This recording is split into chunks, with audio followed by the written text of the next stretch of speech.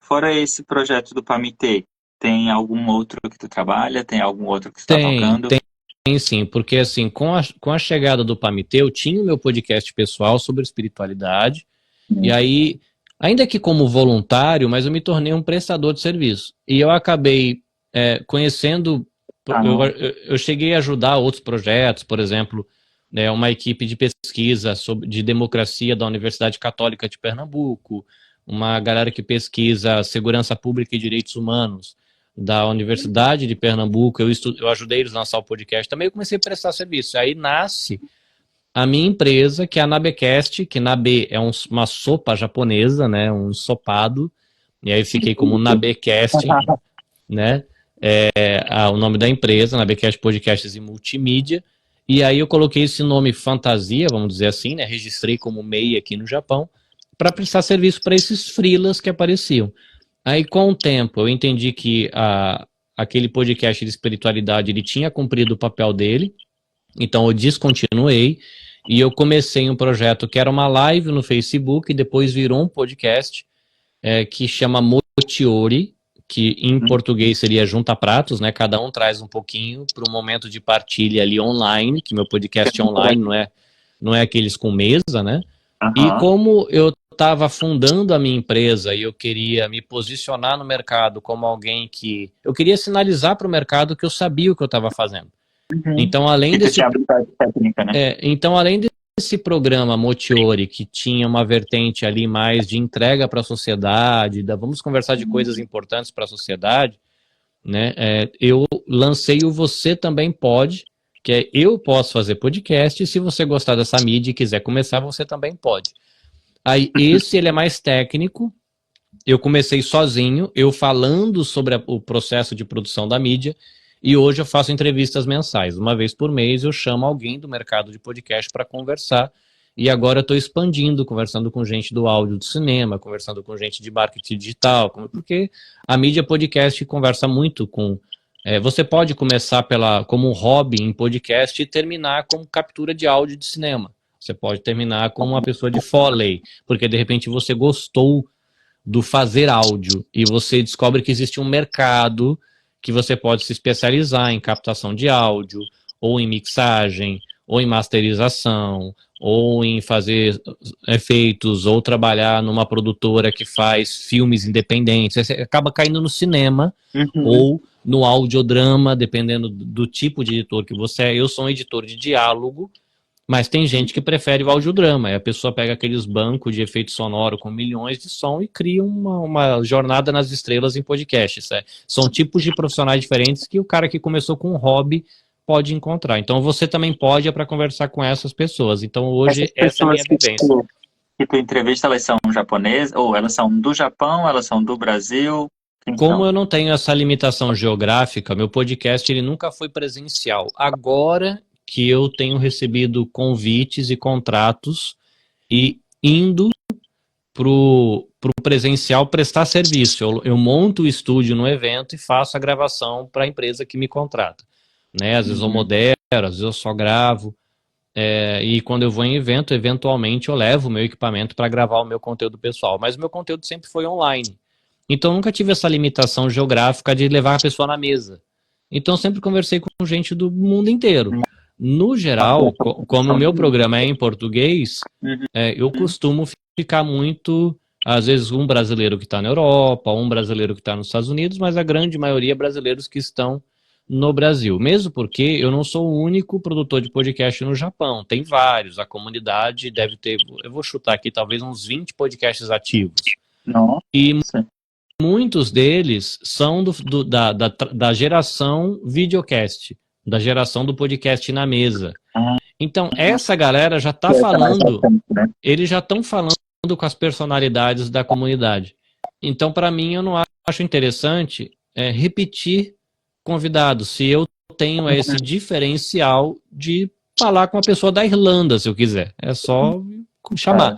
Né? Então, eu dou esse espaço, né, vamos dizer assim, eu cedo esse espaço para os outros podcasts da comunidade que querem conversar com a galera daqui, os empreendedores, os artistas, ainda que quando eu vou no evento eu converso com essa galera. Mas o meu podcast ele é temático, Uhum. né? Por exemplo, eu não vou chamar você porque você e você é famoso. Ah, mas ele é famoso. Não. Será que a gente tem um tema para conversar? Se esse tema que eu quero conversar, você consegue agregar, você virá, não porque você é famoso, mas porque você pode agregar. Porque Sim. eu trago muita gente para o meu podcast que não é famoso. A pessoa é um pesquisador de uma faculdade lá, não sei da onde, lá que ninguém sabe que o cara existe, ou que a mulher. Mas ela tem muito a dizer. Porque um podcast é temático, o meu foco não é em personalidade, né? Legal. Então, é uma escolha minha, né? O meu foco é o áudio, mas eu tive que aprender a me virar, fazer vídeo curto, fazer live para o YouTube também, porque assim, a entrega em si, para mim, o que eu gosto é de entregar o áudio. Só que hoje a galera quer ver vídeo curto, então eu tive que aprender a me comunicar com a minha comunidade no vídeo curto, fazer a live do bastidor no Instagram, ou no Instagram não, perdão, apesar que agora eu faço no Instagram também ao mesmo tempo, mas eu faço a live dos meus bastidores, por exemplo, do Você Também Pode, vai pro meu LinkedIn, pro YouTube e pro meu Instagram ao mesmo tempo. É uma live cruzada para as 3 mídias. Né? Quando eu estou fazendo o Motiori, vai pro Facebook, YouTube e Instagram.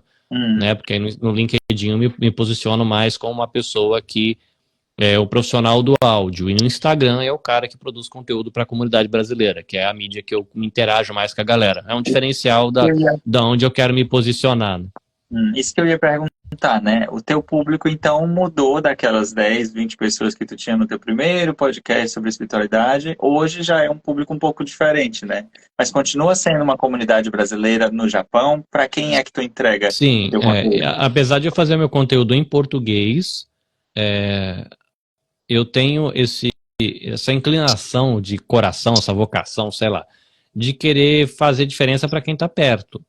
Então eu sei que tem gente lá no Brasil que me ouve, mas o Motiori mesmo, quem ouve, ouve de curioso, porque eu estou falando da realidade das demandas daqui, dos eventos daqui, dos perrengues com filho aqui. Não é um podcast falando das curiosidades da vivência do brasileiro no Japão para você que está fora do Japão saber como é.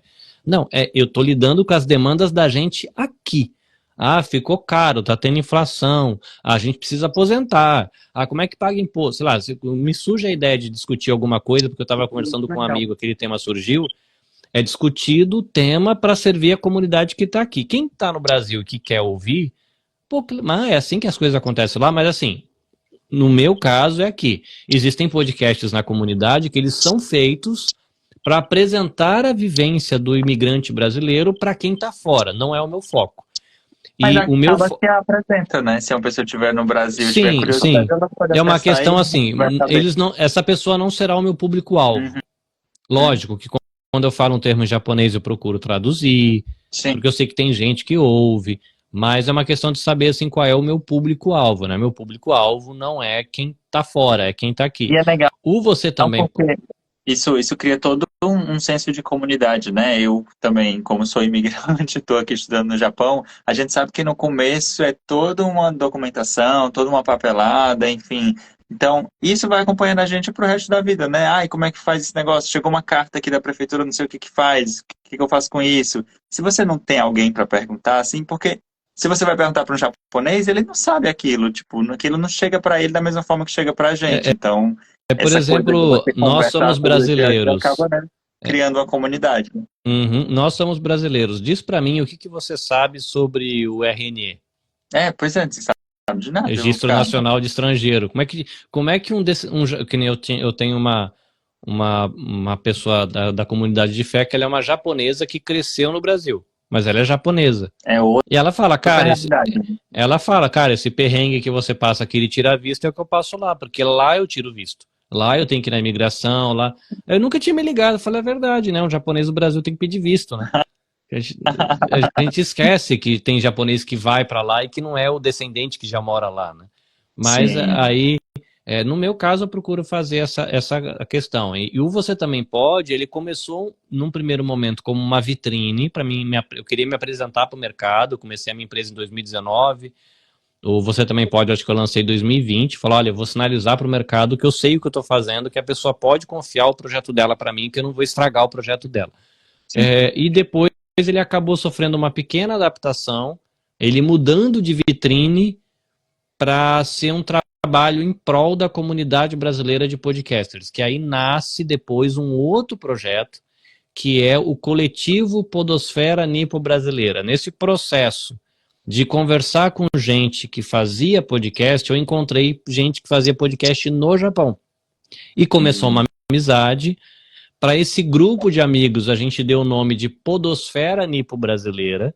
E depois a gente meio que formalizou esse grupo como Coletivo Podosfera Nipo Brasileira. A gente se refere à Podosfera Nipo Brasileira com todos os produtores da comunidade. Os que a gente conhece, os que a gente não conhece, os que andam perto, os que a gente conversa quase nunca.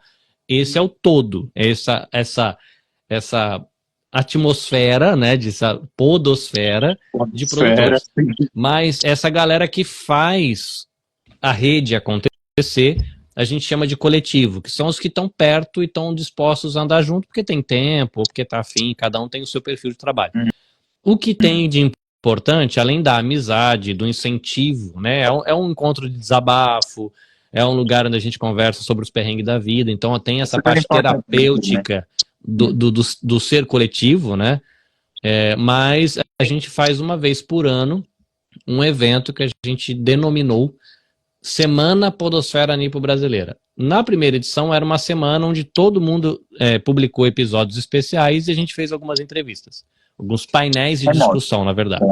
Tudo remoto. Tudo remoto. Esse ano, inclusive, segunda-feira vai acontecer isso, porque dia 21 de outubro de 2004 é a data onde foi publicado o primeiro podcast brasileiro que se tem registro. Então, o termo podcasting, aquele que a gente contou aquela história do cara escrever, o podcasting, o termo ele foi cunhado por um jornalista no The Guardian em fevereiro de 2004. A tecnologia chegou em 2003, o termo foi cunhado em 2004. Em 21 de outubro de 2004, o Danilo Medeiros, ele publicou o primeiro episódio do Digital Minds, que é um podcast que não existe mais, mas ele é, pelo registro histórico da internet brasileira, o primeiro áudio distribuído pela ferramenta podcasting do Brasil. Inclusive, na primeira semana Podosfera Nipo Brasileira, a gente conseguiu contato com ele deu uma entrevista pra gente. Ele estava no evento. Yes. Muito legal. Então, a gente está mudando o formato, a cada ano a gente adapta, porque um ano teve pandemia, no outro ano tem crise, agora todo mundo trabalhando, os filhos cresceram, teve gente que casou, gente que teve filho, então essa comunidade de podcast, ela muda, e o formato ela vai mudando um pouco também. Esse ano é uma conferência internacional, então a gente vai ter lives de segunda até sábado. Segunda-feira a gente vai ter o Léo Lopes, que é um empresário e editor de podcasts, ele é radialista também, locutor, e ele é, além do fundador da Radiofobia e o diretor do Pod Notícias, que é um canal especializado em notícias sobre podcast. Ele é o editor do Nerdcast, que o Nerdcast é o primeiro podcast brasileiro a alcançar 1 bilhão de downloads. Não é nem milhão, é 1 bilhão. Não é um negócio absurdo de grande. Aí, terça-feira, a gente vai receber o Sidney Guzman, ele é do Universo HQ, ele é um pesquisador, trabalha na Maurício de Souza, o cara manja muito, assim, de quadrinhos no Brasil, de ilustração. E eles têm um podcast no projeto deles, né? Tem o Universo HQ e o podcast Confins do Universo. Então, a gente vai conversar sobre como é o encontro dessas duas mídias. Ele sendo o cara da ilustração e dos quadrinhos, como é que o podcast chegou para somar nessa experiência desse mercado e do trabalho deles do site Universo HQ, que não é só ele que toca, né? Tem outras pessoas também. Quarta-feira, a gente vai receber o jornalista... Maxwell, meu Deus, como é o primeiro nome dele? Roberto, está aqui no documento. Roberto Maxwell, isso, Roberto Maxwell, que ele inclusive ele é sommelier de saquê, é um poço de cultura japonesa, ele tem uma cara de estrangeiro, mas ele é intérprete, ele fala japonês no nível altíssimo, assim, de ler kanji e tudo, ler poesia, o negócio é nível hard, mas ele tem um podcast que chama Viajando pelo Japão com Roberto Maxwell, e esse podcast, que ele também é agente de turismo, reconhecido pelo Japão. Então ele leva as pessoas para ter uma experiência gastronômica, ele sendo tanto guia turístico como guia para você ter a experiência gastronômica. Ele conversa com as pessoas, traduz, explica o alimento e tal. E o podcast dele tem a cena, né, a cena sonora, porque quando ele está no restaurante, você ouve o restaurante. Quando ele está no parque, você ouve o parque. Então ele tem essas paisagens sonoras que inclui no podcast dele, que é narrativo. Então a gente vai conversar sobre esse processo, como é que ele escolhe o que grava, como é que ele monta a narrativa. Vem cá, Porque ele vai quem quiser participar do evento, tem como participar? Tem como conferir a programação? Onde é que pode checar? tem tudo, porque é um evento gratuito, feito por voluntários, né, do coletivo Podosfera Nifo-Brasileira, e a gente vai fazer no YouTube. É uma conferência internacional, mas é feita no YouTube. Então, Então, de qualquer pessoa de segunda qualquer lugar pode participar. até sábado, 8h30 da noite, de 21 até o 26, são as lives, 21, segunda, terça, quarta, quinta, sexta e sábado. Todo dia, uma live de 1h30, com gente do Brasil, Japão e Estados Unidos, né? Por isso é uma conferência internacional, são profissionais do mercado que vão trazer temas diferentes, né? Vai ter paisagem sonora, vai falar sobre quadrinhos, a gente vai falar sobre os 20 anos do podcast, a gente vai falar também sobre pauta e roteiro com o professor Andrioli, que ele é coordenador de um projeto de pesquisa da Universidade Federal do Rio de Janeiro, né, um projeto de pesquisa em podcast narrativo. Sexta-feira a gente vai receber a galera da Base Marketing, é uma agência, eles vão falar sobre crescimento orgânico nas redes sociais, será que ainda dá para fazer, não dá? E se der, como é que a gente pode fazer para tentar crescer de maneira orgânica, sem precisar fazer impulsionamento? Será que precisa viralizar? É uma pergunta também, tem muita gente que fala que não é bom viralizar. Porque quando você viraliza, você traz um monte de gente que não entende o teu trabalho.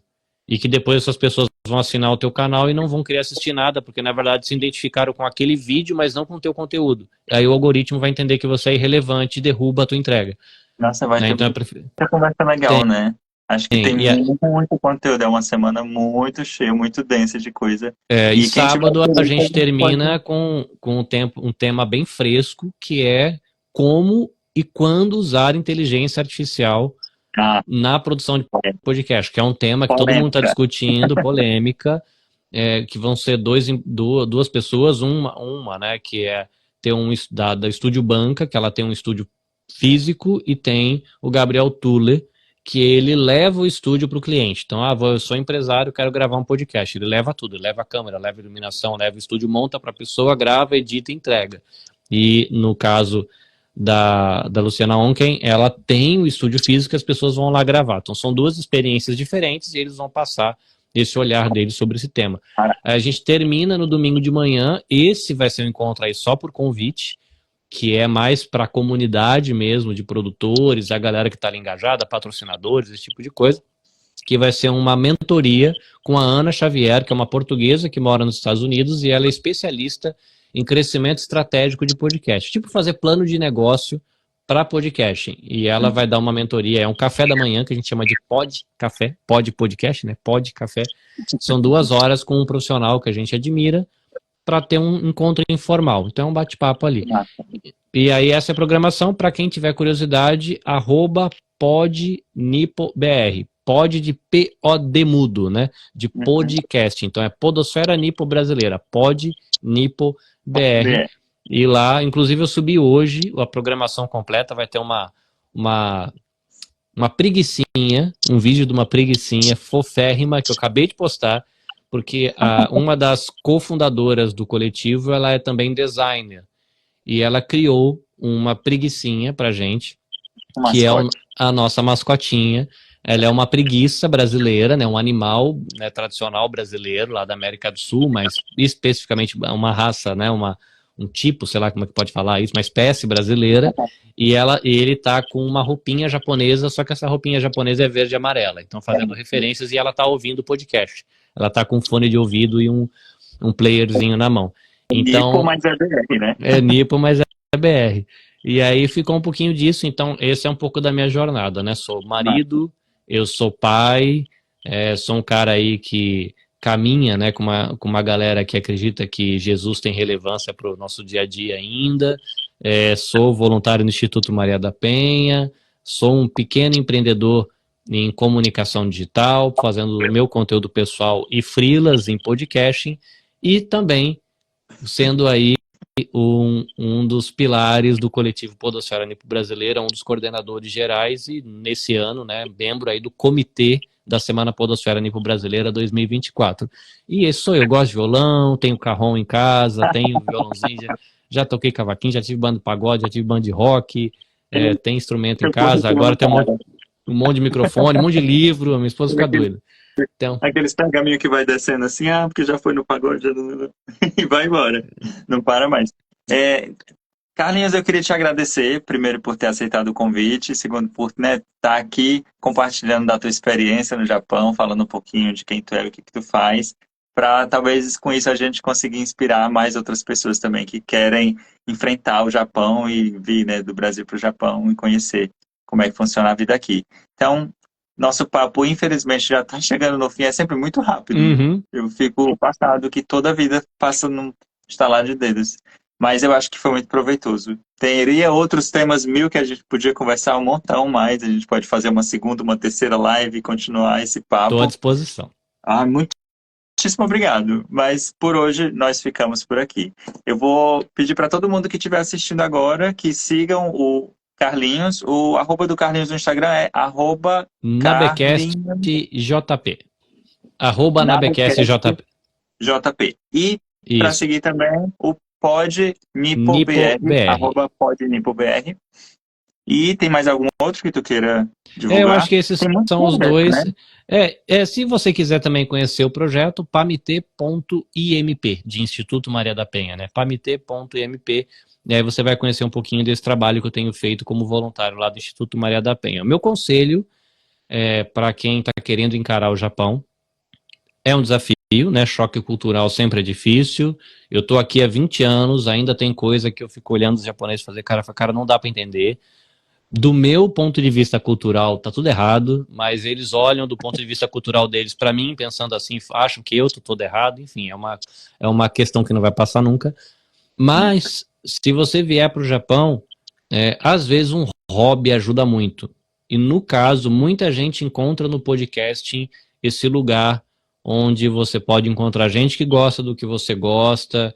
Às vezes você vai trabalhar, dependendo do tipo de contrato ou do esquema que você vier aqui para o Japão, você vai ter que trabalhar com uma atividade que você não se identifica, mas é aquilo que está dando sustento para você, e aí você consegue fazer, de repente, um podcast, onde você vai falar de música, se você gosta disso, onde você vai falar de skate, onde você vai falar de estamparia ou de pescaria, não sei. Você vai encontrar a tua tribo, e isso vai fazer muito bem emocionalmente para você, né? É uma coisa que a gente não conversou aqui, pode ficar para um outro momento, né? Esse carinho que eu tenho pelo tema de saúde mental, de estar bem.